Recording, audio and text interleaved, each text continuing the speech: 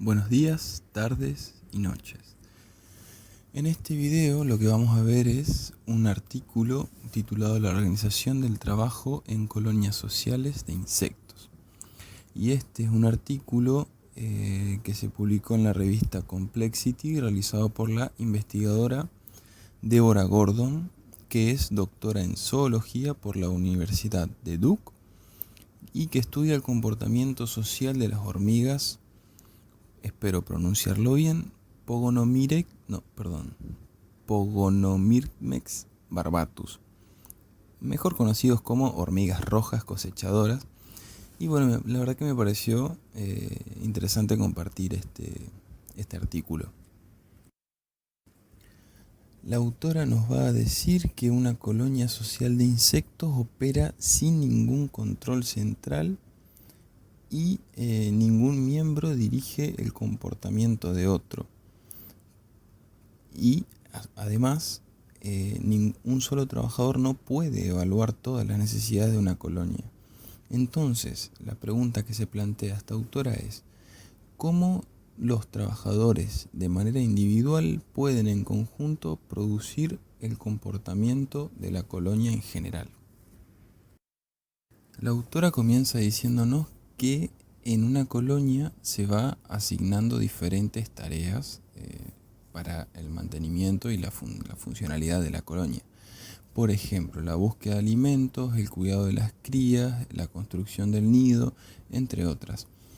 Y el número de trabajadores asignados a cada tarea varía según tanto las condiciones ambientales como las necesidades de la colonia.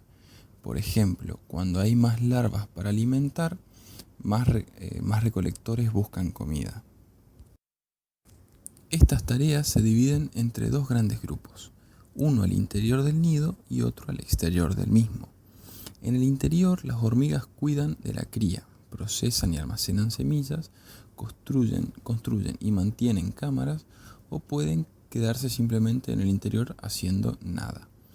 Las hormigas que trabajan fuera del nido forman un grupo distinto y realiza tres tareas: buscar comida, patrullar o evaluar el suministro de alimentos y la presencia de posibles peligros cercanos, y el trabajo de basurero, que clasifica la pila de basura de la colonia. ¿Cómo elige una hormiga una determinada actividad para realizar?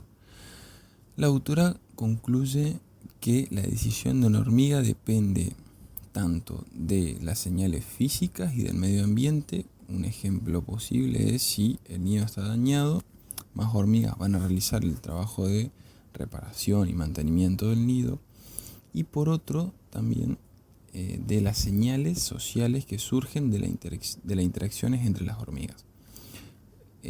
Cuando dos hormigas o más se encuentran, se tocan con sus antenas, que son órganos de percepción química, y pueden percibir el olor de la tarea específica que la otra hormiga estuvo realizando.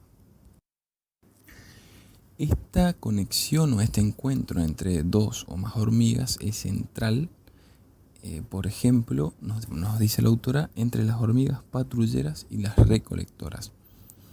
En un primer momento, los patrulleros abandonan el nido antes que los recolectores.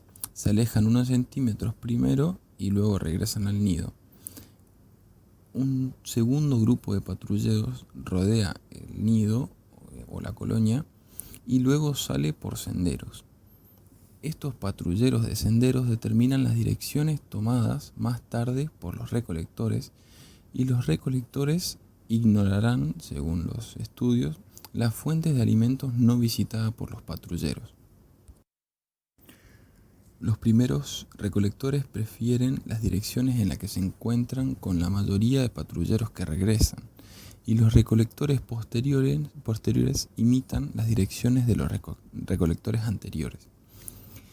La tasa de interacciones con los patrulleros determina si los recolectores abandonan el nido, y los experimentos muestran que cuando los patrulleros del nido no regresan, la actividad fuera del nido cesa. No hay más patrulla y la búsqueda de alimento nunca comienza ese día o ese momento. Por lo tanto, los patrulleros influyen en la decisión central de buscar comida o no en un día determinado. El regreso de los primeros patrulleros del nido parece informar al resto de los trabajadores exteriores, incluidos los recolectores, que es factible dejar el nido ese día o no. Una vez que ha comenzado la búsqueda de alimento, la decisión de un recolector de recolectar alimento depende en parte de su tasa de contactos con recolectores exitosos que regresan. La decisión de una hormiga sobre qué tarea realizar varía de momento a otro y depende de sus interacciones con otros trabajadores. Las hormigas no se dicen entre sí qué hacer cuando se encuentran, pero el patrón de interacciones que experimenta cada hormiga influye en la probabilidad de que realice una determinada tarea u otra. Cada hormiga usa un conjunto de reglas como: si soy recolector y me encuentro con un patrullero que regresa cada vez en cuando, es probable que salga.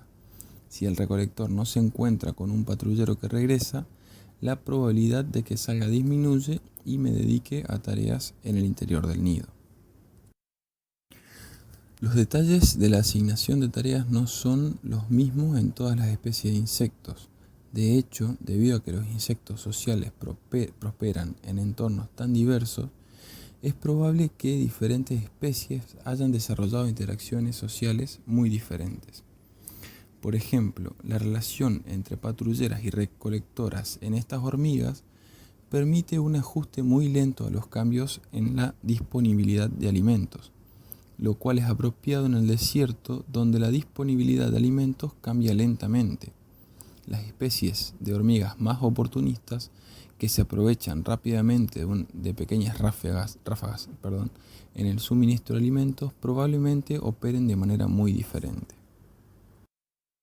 En la parte final del artículo, la autora nos va diciendo diferentes enfoques que se le dio a la asignación de trabajadores en las colonias de insectos sociales.